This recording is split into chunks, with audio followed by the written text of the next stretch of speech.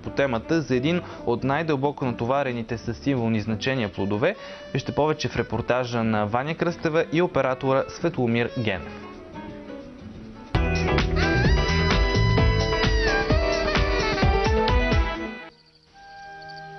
Всеки тук ще открие ябълка, която тук се крие. И няма сигурно да го отмине радост в ябълковата градина.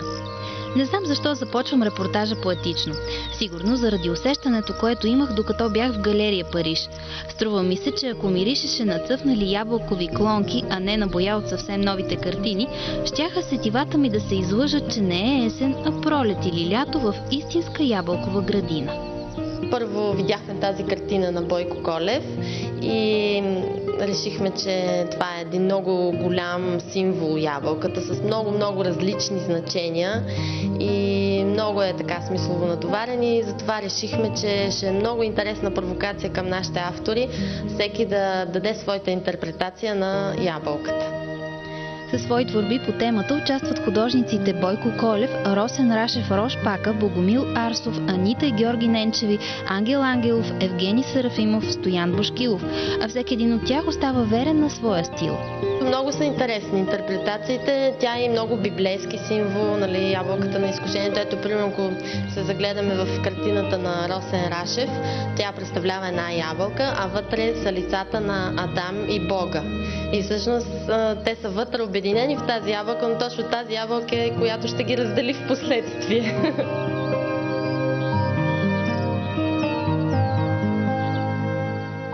Анита Ненчева е другата. Тя пък има не първороден грях, а първороден гняв, се казва нейната картина. Мисля, че зрителите ще разберат защо. Съмнение, другата творба на Анита Ненчева в изложбата и е чудно дали хубавите наглед ябълки не са отвътре червиви. По друг начин подхожда Георги Ненчев към темата. За него луната е отхапана ябълка и някой тъжен и самотен вълк вие към нея безутешно. Малко тъжни са и образите на Ангел Ангелов в картината му Крадец в ничия градина. Като символ на плодовитостта пък възприема ябълковият плод Евгений Серафимов, а Стоян Бошкилов ни намигва с особеното си чувство за хумор.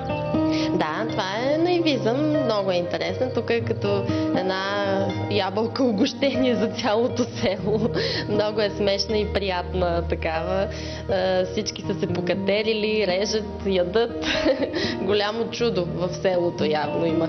Какви ще бъдат в крайна сметка вкусовите качества на вашата ябълка? Дали ще е по-сладникава или по-така кисела?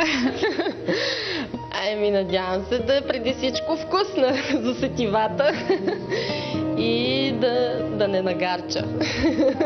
Или да не киселее прекалено много. Но в никакъв случай не е прекалено сладникава, напротив, мисля, че е даже много философска.